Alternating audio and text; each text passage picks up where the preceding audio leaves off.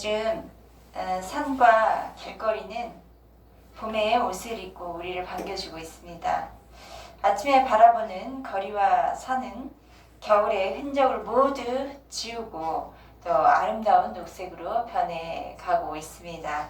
이처럼 어느 누구나 세월을 거스를 수는 없는 것 같습니다.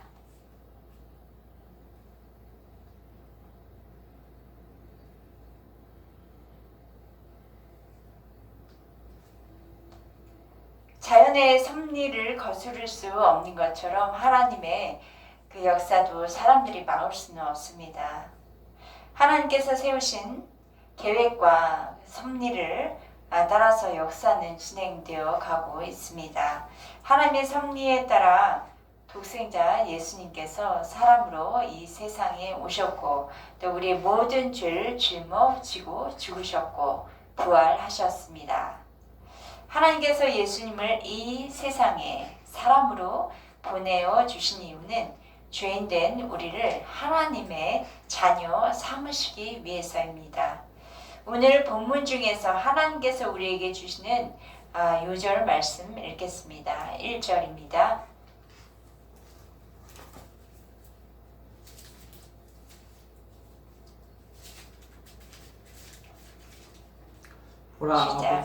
보라 아버지께서 어떠한 사랑을 우리에게 베푸사 하나님의 자녀라 일컬음을 받게 하셨는가?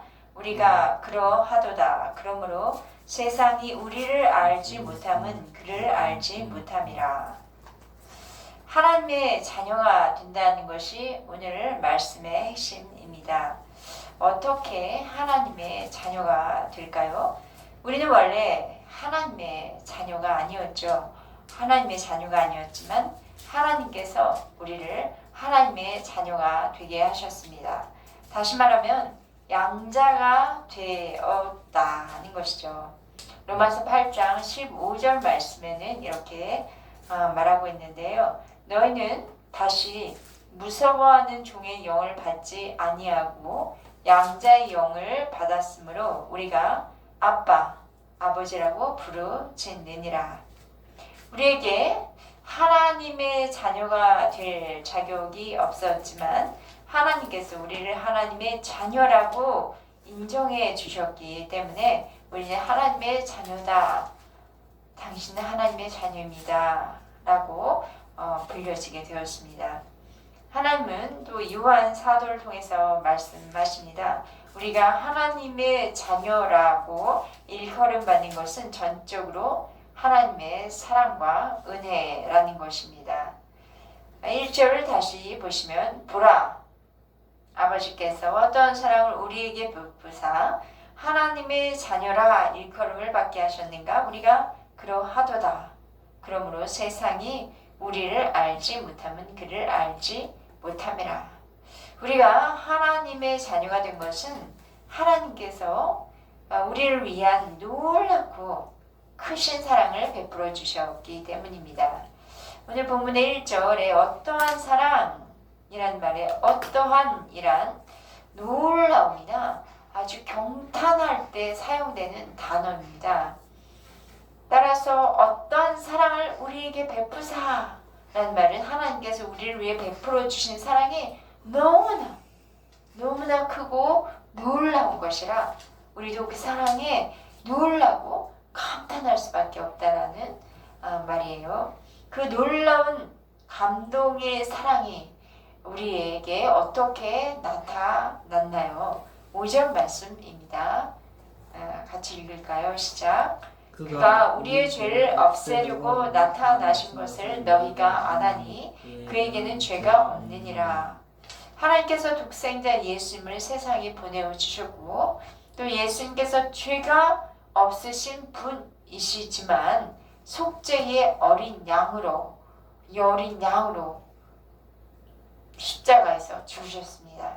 이렇게 우리의 죄를 없애 주시려고 우리의 죄를 용서해 주시려고 우리 대신 십자가에서 우리 대신 우리가 그 형틀에 매달려야 할 죄인이었지만 우리 대신 예수님께서 십자가에 못 박혀 죽게 하셨습니다. 우리는 우리의 죄 때문에 하나님의 자녀가 될 수 없는 존재였어요. 우리의 신분이 원래 그랬어요. 그러나 하나님께서 우리의 죄를 위해 죄가 없으신 그 예수님을 보내어 주셔서 우리의 죄를 용서해 주신 것이죠. 하나님의 그 크신 사랑으로 인해 우리가 하나님의 자녀라 일컬음을 받게 되었습니다. 2절 말씀을 같이 읽겠습니다. 시작. 사랑하는 자들아, 우리가 지금은 하나님의 자녀라 장래에 어떻게 될지는 아직 나타나지 아니하였으나 그가 나타나시면 우리가 그와 같을 줄 아는 것은 그의 참 모습 그대로 볼 것이기 때문이니. 지금은 우리가 하나님의 자녀라 라고 말씀했는데 지금이라는 표현이 보이시죠? 이 지금이라는 표현을 사도 요한은 강조해서 사용하고 있습니다. 이것은 우리의 과거의 신분과 대조해서 지금의 신분을 강조한 것이에요. 과거에는 하나님의 자녀가 아니었던 우리들의 신분이 지금 하나님의 자녀가 되었음을 강조하는 것입니다. 그러면 우리의 과거의 신분은 어떠했나요? 과거에 우리는 죄와 사망의 법에 매여 있었습니다. 사망의 종노릇, 노예처럼 살고 있었습니다. 종노릇 한다는 것은 죄의 종노릇 한다는 것은 죄가 시키는 대로 끌려다니던 그런 존재였다는 거예요. 사망의 종노릇 한다는 것은 사망이 주는 두려움과 불안, 허무와 슬픔에서 도망할 수 없이 완전히 붙잡혀 있는 상태였다는 것이죠. 그러나 하나님께서 그 크신 사랑을 우리에게 베풀어 주셨습니다. 하나님의 독생자 예수님을 보내어 주셔서 우리를 위해 죽으시고 부활하셨습니다. 그래서 예수님께서는 우리의 사망과 죄를 끊어내신 거예요. 지금은 우리가 예수님을 구세주로 믿고 있기 때문에 우리는 하나님의 자녀가 되었습니다. 하나님의 자녀로서 하늘에 속한 모든 영광스러운 것, 신령한 것을 누릴 수 있는 특권을 가지게 된 하나님의 자녀가 된 것입니다. 지금 우리가 하나님의 자녀가 되어서 앞으로 장래에 어떻게 될까? 아직은 우리의 눈앞에 선명하게 나타나지 않았기 때문에 우리는 그 모든 것을 다 알 수는 없습니다. 그런데 그가 나타나시면 그리스도께서 다시 오시면 우리의 몸이 주님의 몸과 같은 영광스러운 그 몸의 형체가 되어서 하나님의 자녀로 서게 된다는 말씀을 하고 있습니다. 3절 말씀 읽겠습니다. 시작. 주를 향하여 이 소망을 가진 자마다 그의 깨끗하심과 같이 자기를 깨끗하게 하느니라. 여기서 말하는 이 소망은 2절 마지막 부분에 그가 나타나시면 으로써 그리스도의 재림을 말하는 것이에요. 이 소망은 그리스도의 재림의 때를 말하고 있습니다. 저와 여러분은 이 소망을 가진 사람입니다. 저와 여러분은 하나님의 자녀이기 때문에 이 소망을 가진 사람들이에요. 과거에는 하나님과 원수의 관계, 하나님과 등을 돌리고 있었던 사람이었기 때문에 예수님의 재림과는 아무런 관계가 없는 사람이었습니다. 아니, 오히려 예수님의 재림의 때는 심판받을 그런 존재였죠.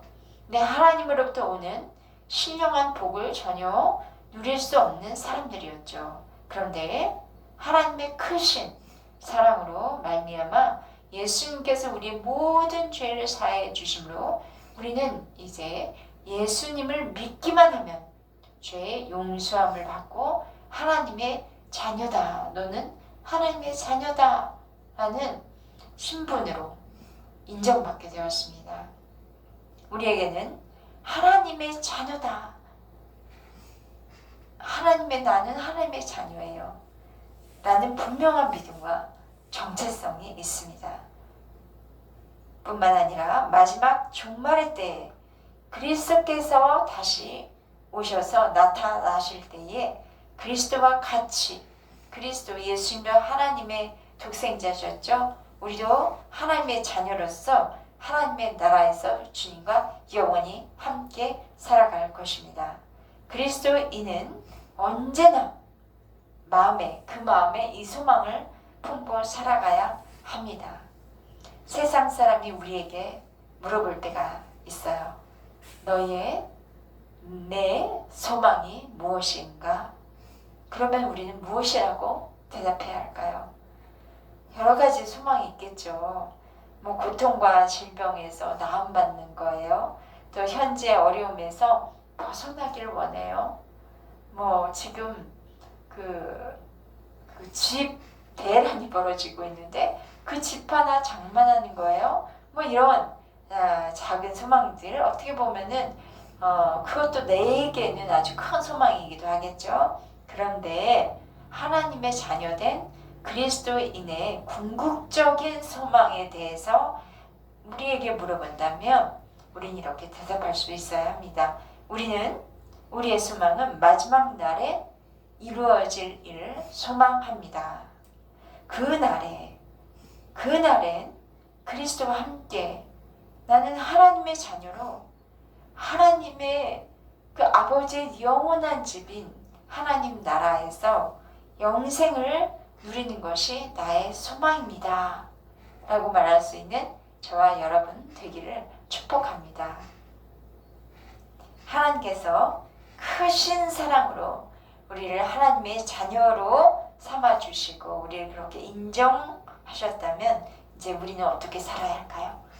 우리의 신분이 바뀌었으니까 황골탈퇴라고 하나요? 우리의 신분이 바뀌었기 때문에 하나님의 자녀로서 이 땅에서 살아가야 하는 것이죠. 하나님의 자녀로의 신분을 유지한다는 것, 그것은 매우 중요하죠. 하나님의 자녀답게 살아가지 못한다면 어떻게 될까요? 하나님의 자녀로서의 신분도 다시 상실할 수밖에 없습니다. 우리가 하나님의 자녀로서의 신분을 유지하기 위해서는 어떻게 해야 하는가? 3절 말씀이 있습니다. 한번 읽어보시겠습니다. 시작. 주를 향하여 이 소망을 가진 자마다 그의 깨끗하심과 같이 자기를 깨끗하게 하느니라. 하나님의 자녀로서 그리스도께서 오실 소망 품고 살아가는 성도라면 예수님께서 깨끗하신 것 같이 자기를 깨끗하게 해야 한다고 말씀하고 있습니다. 자기를 깨끗하게 한다는 것은 물론 우리들의 삶이 주변을 깨끗하게 하는 것일 수도 잘 정리하는 것일 수도 있지만 우리의 영과 마음을 깨끗하게 하는 것입니다. 하나님의 아들이신 예수는 죄가 없으신 깨끗하고 순결하신 분이십니다. 우리가 하나님의 자녀로서 마지막 때에 주님과 같이 하나님 앞에 서기 위해선 우리 이 땅에서 그 하나님의 자녀로서의 신분을 유지해야 하는데 그것은 우리를 자신을 죄에서 더럽히지 않는 깨끗한 상태, 깨끗하게 해야 한다는 것이에요. 우리 날마다 주님의 보혈을 의지하고 매 순간마다 주님의 보혈을 의지해서 나의 만약 실수로 지은 죄가 있다면 그것도 깨끗함을 받아야 하겠고요. 또 죄 가운데 아무데나 이제 들어가지 않아야 하겠죠. 우리가 깨끗하게 된다는 것은 두 가지로 해석을 할 수 있는 거예요. 먼저 우리 자신이 예수님을 구세주로 고백을 하고 주님의 보혈로 말미암아 죄를 깨끗게 되는 그 회개를 하는 것입니다. 또 우리가 예수님의 이름을 의지하여 회개할 때에 하나님께서는 우리의 죄를 사해 주시고 우리를 깨끗하다고 인정해 주시는데 이것을 신학적 용어로 뭐라고 이야기하죠? 대속. 네, 대속이기도 하고 우리가 구세주를 고백하고 우리의 죄를 회개할 때 이제 칭의가 일어납니다. 하나님의 의를 입었다 그렇게 이야기를 할 수 있죠. 그리고 우리가 회개하고 깨끗함을 입었다면 더 이상 죄를 따라 살지 말아야 합니다. 회개라는 말은 입술로만 회개합니다. 잘못했어요. 용서해 주세요. 그걸 끝나는 것이 아니라 나의 삶이, 나의 손과 발이, 나의 눈이, 내가 듣는 모든 것이 이젠 죄로부터 완전하게 180도 돌아선다는 의미에서 회개입니다. 죄로 인해 하나님의 자녀가 될 수 없었던 우리들은 예수님의 보혈로 깨끗이 씻어주셔서 하나님의 자녀가 되게 하셨습니다. 그렇기 때문에 이제는 다시 죄 가운데 거하지 말고 스스로를 깨끗하게 세워가야 합니다. 누구 앞에서요? 하나님 앞에서만 그렇게 할 수 있어요.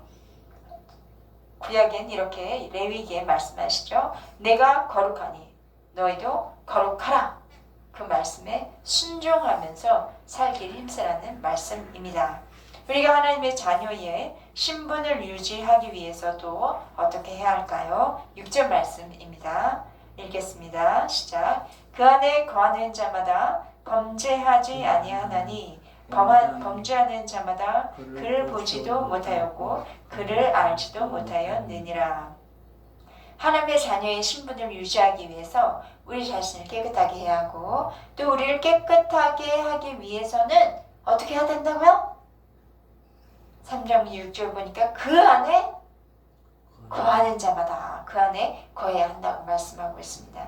그리스도 안에 거할 때에 하나님의 자녀로서의 신분을 유지하게 되는 것이에요. 그리스도 안에 거할 때에 우리가 죄의 사함을 받는 것을 계속 유지하게 되는 거죠. 우리가 그 안에 거할 때에 범죄하지, 죄에 대한 생각조차 하지 않게 되죠. 죄를 범하는 사람들은 예수님을 모르기 때문에 죄를 범하는 것이라 말씀하고 있어요. 또한 우리가 그리스도 안에 거할 때에 우리를 미혹하는 세력이 우리에게 접근하지 않습니다. 9절 말씀 같이 읽겠습니다. 시작. 하나님께로부터 난 자마다 죄를 짓지 아니하나니 이는 하나님의 씨가 그 속에 거함이요 그도 범죄하지 못하는 것은 하나님께로부터 났음이라.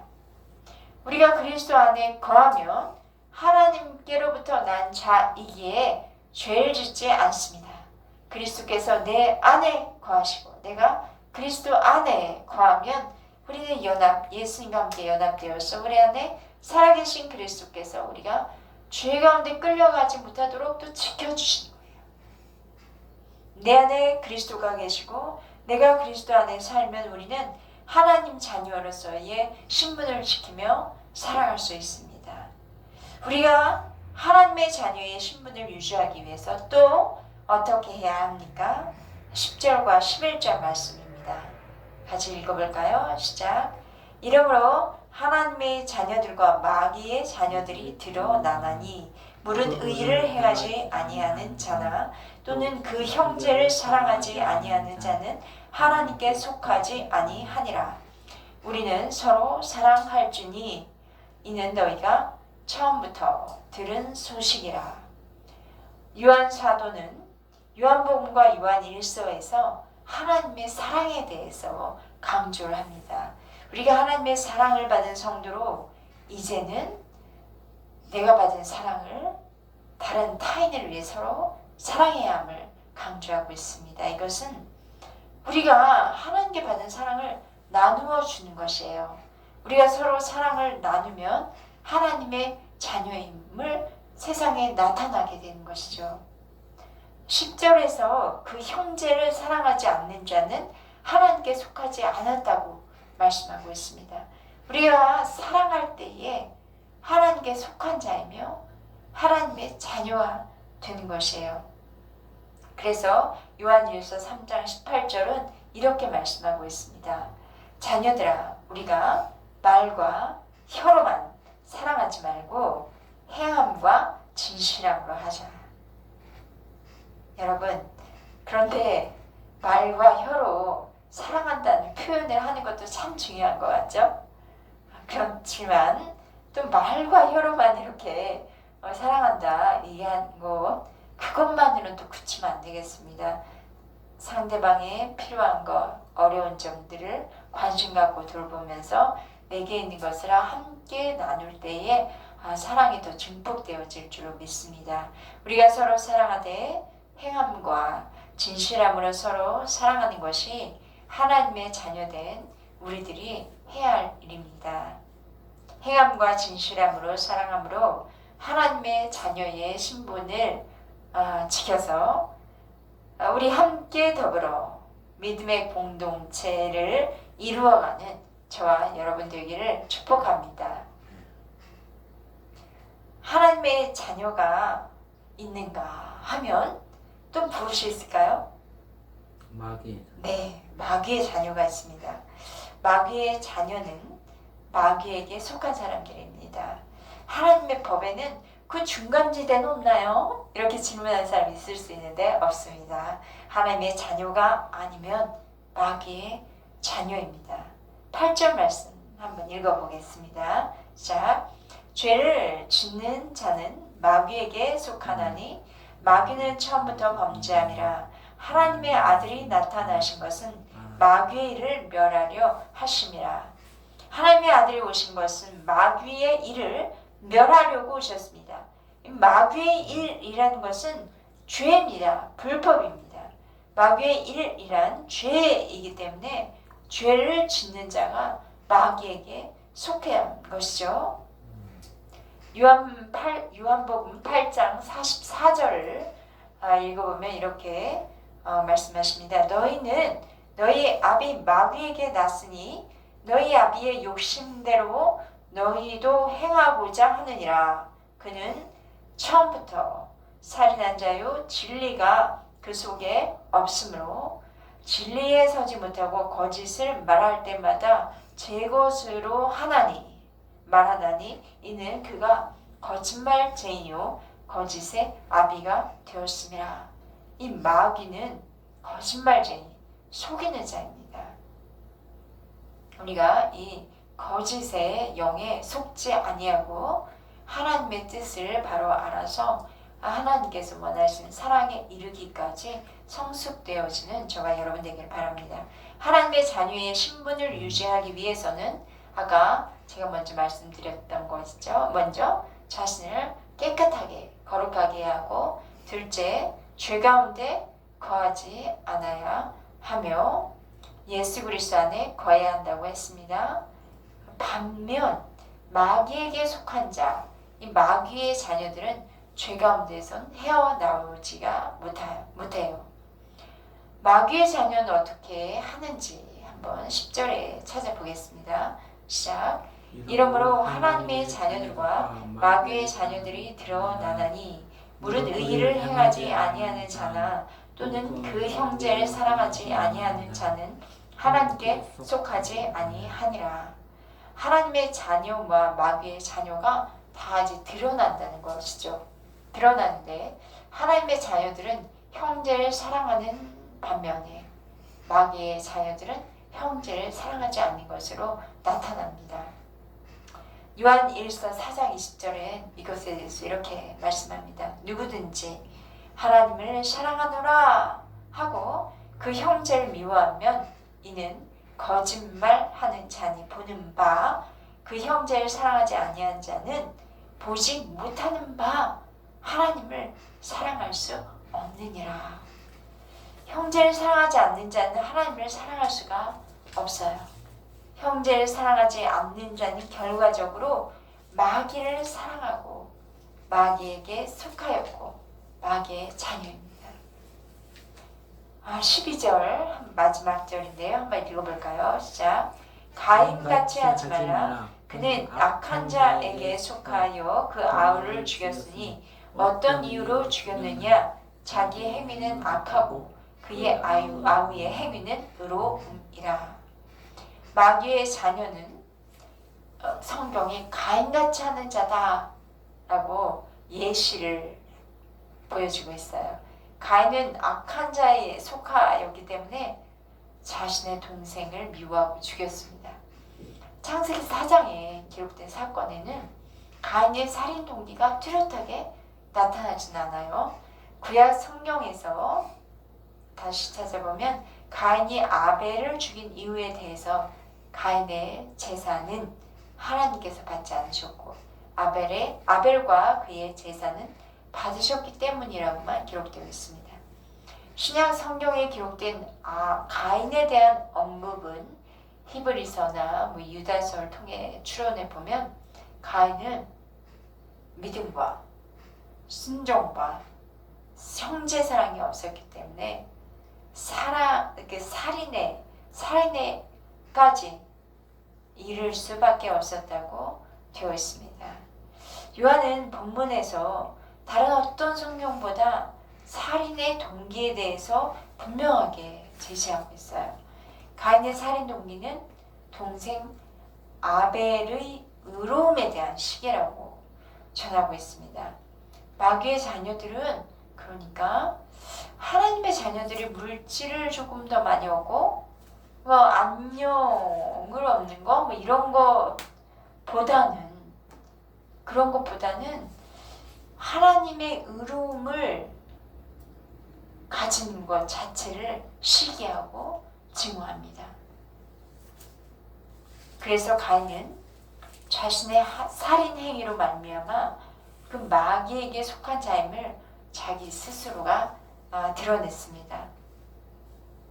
하나님의 자녀라면 가인과 같이 다른 사람이 행하는 의로운 신분을 보고 시기하고 질투하지 말아야 합니다. 또 의로운 신분과 함께 의로운 행위를 할 수도 있겠죠. 그것을 시기하고 질투하지 말아야 합니다.